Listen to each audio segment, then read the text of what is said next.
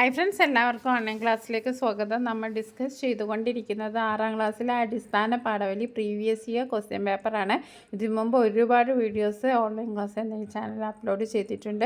അപ്പോൾ classics annual exam എന്ന playlist check ചെയ്താൽ നിങ്ങൾക്ക് 6ാം ക്ലാസ്സിലെ അടിസ്ഥാന പാഠവലിയുമായി ബന്ധപ്പെട്ട ഒരുപാട് ക്വസ്റ്റ്യൻ ആൻസർ നിങ്ങൾക്ക് കാണാൻ കഴിയും. അതൊക്കെ ഒന്ന് ചെക്ക് ചെയ്ത് നോക്കുക.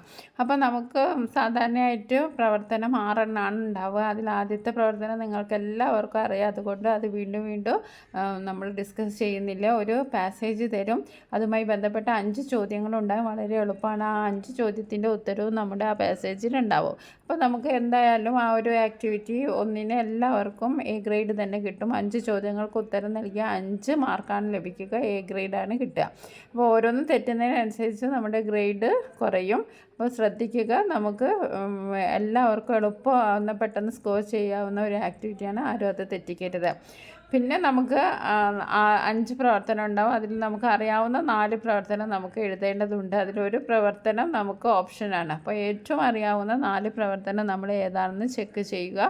എന്നിട്ട് അത് റൗണ്ട് ഇട്ട് വെക്കുക. ഈ ഒരു കാര്യങ്ങളാണ് നമ്മൾ 15 മിനിറ്റ് കൂൾ ഓഫ് ടൈം സമയത്ത് ചെയ്യേണ്ടത്. അപ്പോൾ നമ്മൾ ഒരു വാഗ്മയ ചിത്രം നേരത്തെ പരിചയപ്പെട്ടു. വാഗ്മയ ചിത്രം പ്രീവിയസ് ഇയറിൽ ക്വസ്റ്റ്യനിൽ നോക്കിയാൽ വാഗ്മയ ചിത്രം കാണാറുണ്ട്. അപ്പോൾ നമുക്ക് വേറൊരു വാഗ്മയ ചിത്രം കൂടി പരിചയപ്പെട്ടാൽ കഴിഞ്ഞതിൽ നമ്മൾ ഗാന്ധിജിയുടെ വാഗ്മയ ചിത്രവും ഒരു മുത്തശ്ശൻ്റെ വാഗ്മയ ചിത്രവുമാണ് പരിചയപ്പെട്ടത്. അപ്പോൾ വാഗ്മയ ചിത്രം ഇവിടെ എക്സാമ്പിളായിട്ട് കൊടുത്തിരിക്കുന്നത് ഗാന്ധിജിയുടെ തന്നെയാണ്. ഗാന്ധിജി യാത്രയ്ക്കുള്ള ഒരുക്കവുമായി ആശ്രമത്തിൻ്റെ മുൻവാതിക്കൽ പ്രത്യക്ഷപ്പെട്ടു. വലത് കൈയിൽ സന്തത സഹചാരിയായ മുളവടി, ഇടത് കൈയിൽ ഒരു കൊച്ചുപാണ്ഡം, ഉടുവസ്ത്രവുമായി സുപരിചിതമായ ഒറ്റമുണ്ട്, ചുണ്ടിൽ നനത്ത പുഞ്ചിരി, കണ്ണുകളിൽ ദൃഢ നിശ്ചയത്തിൻ്റെ ജ്വലനം. ഉപ്പ് സത്യാഗ്രഹവുമായി ബന്ധപ്പെട്ട് ഗാന്ധിജിയുടെ വാഗ്മയ ചിത്രമാണ് നിങ്ങൾ വായിച്ചത്. താഴെ കൊടുത്തിരിക്കുന്ന ചിത്രങ്ങൾ നോക്കി വ്യക്തിയുടെ പ്രത്യേകതകൾ കണ്ടെത്തി ആരുടെയെങ്കിലും ഒരാളുടെ വാഗ്മയ ചിത്രം തയ്യാറാക്കും. സുന്ദരനായ യുവാവാണ് ഭഗത് സിംഗ്. പ്രസന്നമായ മുഖഭാവം, കണ്ണുകളിൽ ദൃഢനിശ്ചയവും ധൈര്യവും നേടിക്കുന്നു. ഒരു പട്ടാളക്കാരന് യോജിച്ച വേഷമാണ് ഭഗത് സിംഗിൻ്റേത്. ചുണ്ടിൽ ഒരു പുഞ്ചിരി കളിയാടുന്നു.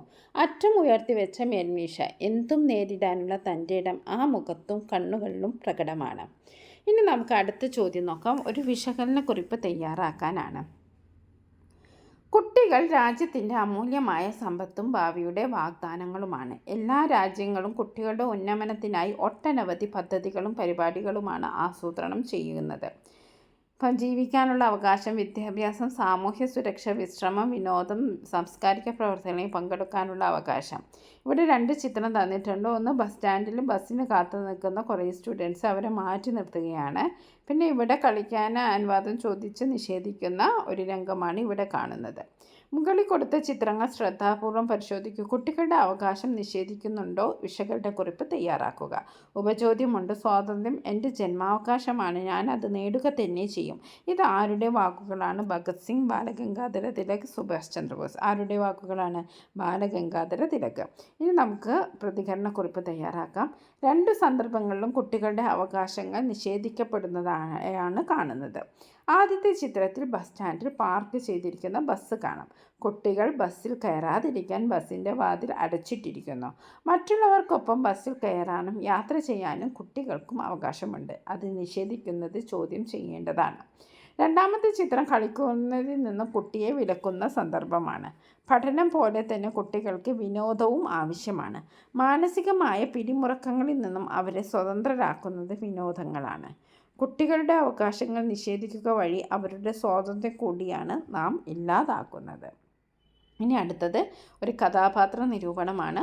ഉപ്പുകൊച്ചൻ എന്ന കഥാപാത്രത്തിൻ്റെ സവിശേഷതകൾ എന്തൊക്കെയാണ്? അപ്പോൾ നമുക്ക് കുറച്ച് സൂചന തന്നിട്ടുണ്ട്. ഉപ്പ് വിറ്റ് ജീവിക്കുന്നു, എത്തിയേടത്ത് കിടന്നുറങ്ങുന്നു. ഈ കണ്ടെത്തിയ ആശയങ്ങളും സ്വന്തം അഭിപ്രായങ്ങളും ഉൾപ്പെടുത്തി കഥാപാത്ര നിരൂപണം തയ്യാറാക്കാനാണ് പറഞ്ഞത്. പറയിപ്പറ്റ പന്തീരുകുലത്തിലെ ഒരംഗമാണ് ഉപ്പുകൊറ്റൻ. വരരുചിക്ക് പഞ്ചമി ജനിച്ച മകനാണ് ഉപ്പുകൊറ്റൻ.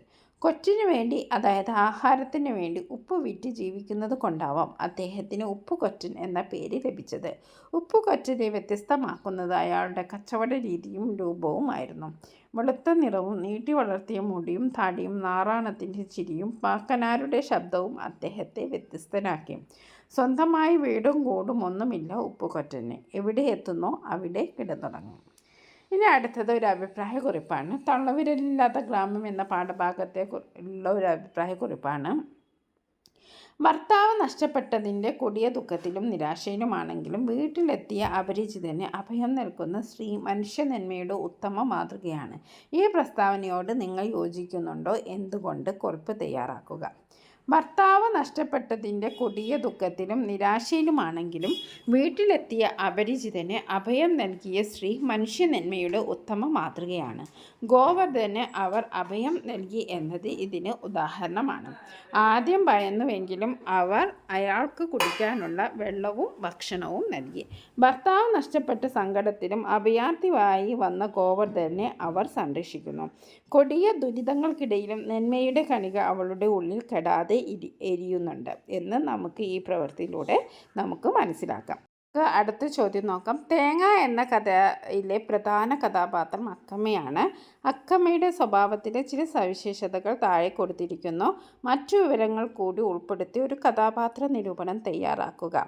അപ്പോൾ സൂചകങ്ങളായിട്ട് കൊടുത്തിരിക്കുന്നത് പ്രകൃതിയെ സൂക്ഷ്മമായി നിരീക്ഷിക്കുന്നു, തെങ്ങുകളോടുള്ള സ്നേഹം. പുതിയൊരു സാഹചര്യത്തിലേക്ക് പറിച്ചു നട്ടതിൻ്റെ ഭയം അവൾക്കുണ്ടായിരുന്നു എങ്കിലും ആ വീടും വീടിനോട് ചേർന്ന് കിടക്കുന്ന തെങ്ങിൻ തോപ്പും അവളെ വല്ലാതെ ആകർഷിക്കുന്നു. അച്ഛനെ കൃഷിജോലികളിലും മറ്റും സഹായിച്ചു വളർന്ന അവൾക്ക് ആരും ശ്രദ്ധിക്കാതെ കിടക്കുന്ന ആ തെങ്ങിൻ തോപ്പും അവിടെ അനാഥമായി കിടക്കുന്ന തേങ്ങകളും കണ്ടപ്പോൾ വിഷമമായി. അവൾ തേങ്ങകളെല്ലാം പെറുക്കി സുരക്ഷിതമായി അറയിലാക്കി. പ്രകൃതിയോടും കൃഷിയോടും കുട്ടിക്കാലം മുതലുള്ള അവളുടെ ഇഷ്ടമാണ് ഇവിടെ തെളിയുന്നത്. ഇനി അടുത്തൊരു ചോദ്യം നോക്കാം. സ്വാതന്ത്ര്യം തന്നെ അമൃതം, സ്വാതന്ത്ര്യം തന്നെ ജീവിതം, പാരതന്ത്ര്യം മാനികൾക്ക് മൃതിയേക്കാൾ ഭയാനകം. കുമാരനാശാൻ. അജയ്യതയുടെ പ്രതീകം എന്ന പാഠഭാഗത്തിൻ്റെ ആശയവുമായി കവിതയുടെ ആശയം താരതമ്യം ചെയ്യുക.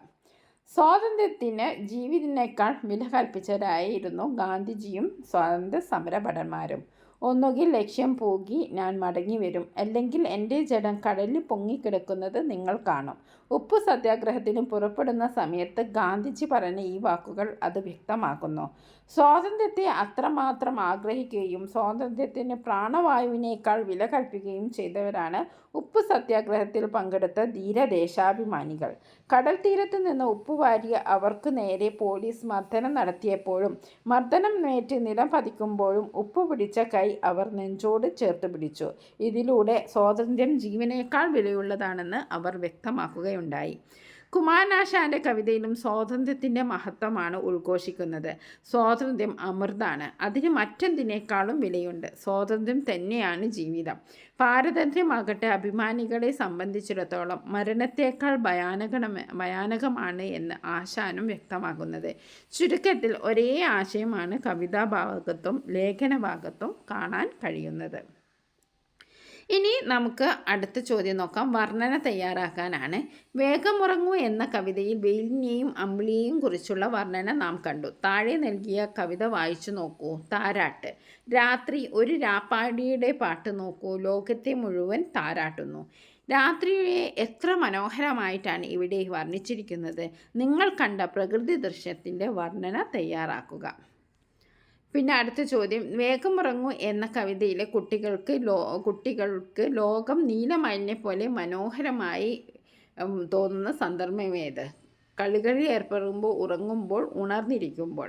വേഗമുറങ്ങൂ എന്ന കവിതയിൽ രാത്രിയുടെ വരവിനെ എങ്ങനെയാണ് വിശേഷിപ്പിച്ചിരിക്കുന്നത്? കൊമ്പനാനയായി, അമ്പിളിക്കലയായി, കൊന്നപ്പൂവായി. അപ്പോൾ നമുക്ക് ഇവിടെ ചോദ്യത്തിന് ഉത്തരം എന്താണ്? വേഗമുറങ്ങൂ എന്ന കവിതയിൽ കുട്ടിക്ക് ലോകം നീലമയിലിനെ പോലെ അനുഭവപ്പെടുന്ന എപ്പോഴാണ്? ഉറങ്ങുമ്പോഴാണ്. അതേപോലെ തന്നെ രാത്രിയുടെ വരവിനെ കൊമ്പനാനയായിട്ടാണ് അവിടെ വിശേഷിപ്പിച്ചിരിക്കുന്നത്. ഇനി നമുക്ക് ഒരു പ്രകൃതി ദൃശ്യത്തിൻ്റെ വർണ്ണനയാണ് തയ്യാറാക്കേണ്ടത്. ഒരു പുതിയ ദിവസത്തെ സ്വാഗതം ചെയ്യാൻ അണിഞ്ഞൊരുങ്ങി നിൽക്കുന്ന പ്രകൃതി. ഇളം ചുവപ്പ് നിറമുള്ള സൂര്യരശ്മികൾ മണ്ണിനെയും വിണ്ണിനെയും ഒരുപോലെ പൊന്നണിയിക്കുന്നു. ഓരോ ഇലത്തുമ്പിലും മുത്തുകൾ പതിച്ചതുപോലെ മഞ്ഞുതുള്ളികൾ. സൂര്യരശ്മിയേക്കുമ്പോൾ അവ വജ്രം പോലെ തിളങ്ങുന്നു. മരങ്ങൾക്കിടയിലൂടെ ചൂളം പിടിച്ചെത്തുന്ന ഇളം കാറ്റ്. പൂക്കൾ തലയാട്ടി സന്തോഷം പങ്കിടുന്നു.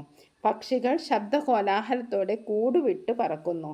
കൂട്ടം കൂട്ടമായി തീറ്റ തേടി പറന്നു പോകുന്ന കിളികളെ കണ്ടാൽ ആകാശത്ത് ചിത്രം വരച്ചതുപോലെ തോന്നും. ഇനി നമുക്ക് അടുത്ത ചോദ്യം നോക്കാം. പ്രതികരണക്കുറിപ്പാണ്. വീതിയുള്ള ഈ നടയിൽ 5 ആൾക്ക് കയറിപ്പോകാൻ ഇടമുണ്ട്. പിന്നെന്തിന് ഞാൻ വഴിമാറണം? എല്ലാവരും മനുഷ്യരല്ലേ?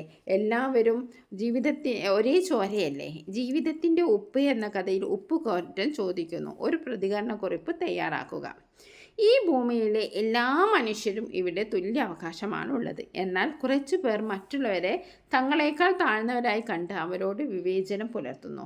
സ്വാർത്ഥതയാണ് മനുഷ്യർ പരസ്പരം പുലർത്തുന്ന വേർതിരിവുകൾക്ക് കാരണം.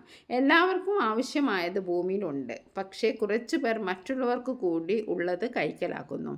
ജാതി, മതം, സമുദായം, സംഘടന, വർഗം, നിറം എന്നിങ്ങനെ എണ്ണിയാൽ ഒതുങ്ങാത്ത തരത്തിൽ മനുഷ്യരെ ഭിന്നിപ്പിച്ചുകൊണ്ടുള്ള ചൂഷണമാണ് സമൂഹത്തിൽ നടക്കുന്നത്.